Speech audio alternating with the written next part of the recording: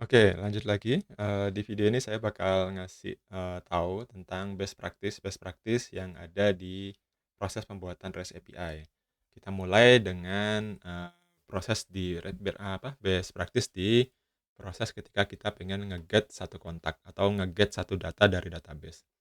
Nah, berdasarkan pengalaman yang saya dapat ya, dari ngajar, di industri, biasanya teman-teman itu kalau ngoding Laravel, itu lupa akan beberapa hal ya. Di Laravel itu ada banyak-banyak fitur pendukung yang mempermudah kita ngoding, sehingga codingan kita itu jadi clean. Pada umumnya teman-teman udah tahu kalau misal gini ya, untuk membuat request, ngambil data ya, ngambil satu data dari database, biasanya akan pakai root-nya get, oke. Ini sudah paham, biasanya ini sudah paham dan URL-nya bakal ditambahin parameter, di sini. Parameternya dikasih ID. Ini biasanya semua sudah, eee, paham dengan ini.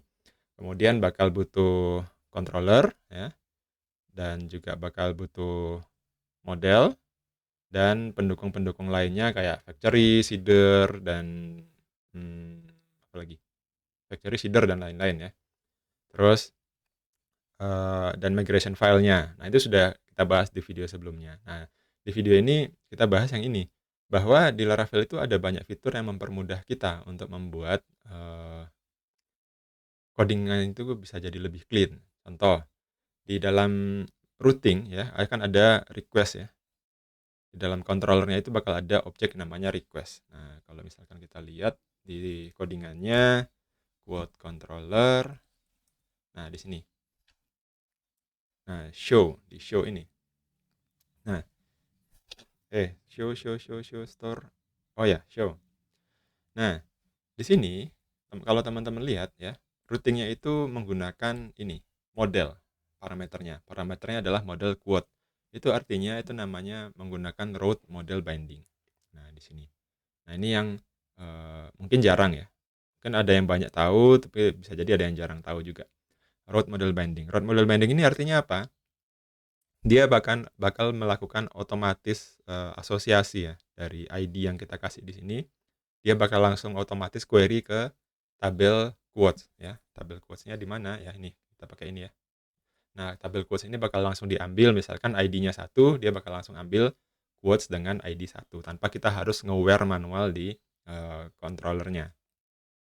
Ini pertama. Kedua, eee, kalau kita sudah pakai ini, kita ngirim get ke server, dia bakal lempar ke controller, dia bakal nyari ke model. Nah, ini langsung otomatis dilakukan ya. Ambil kontak dari DB sesuai dengan, database-nya. Nanti dia bakal nge-return lagi dari server, dia bakal nge-return kan response. Nah, di response ini, nah biasanya juga ada yang banyak yang salah. Eee, Satu biasanya yang sering, eee, kurang diperhatikan ini response code. Kalau sukses 200, kalau gagal apa? Nah, itu juga jarang, terperhatikan. Jadi hati-hati nanti kalau bikin response code. Terus yang nggak kalah penting adalah nih, respons ini itu nggak serta-merta harus sesuai dengan hasil query dari database, gitu ya. Respons itu suatu saat ya, bisa jadi kita harus format responsnya. Misal contoh respons-respons yang harus diformat.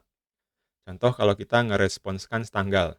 Kalau kita ambil tanggal dari database, itu biasanya by default, formatnya adalah YMD misalkan.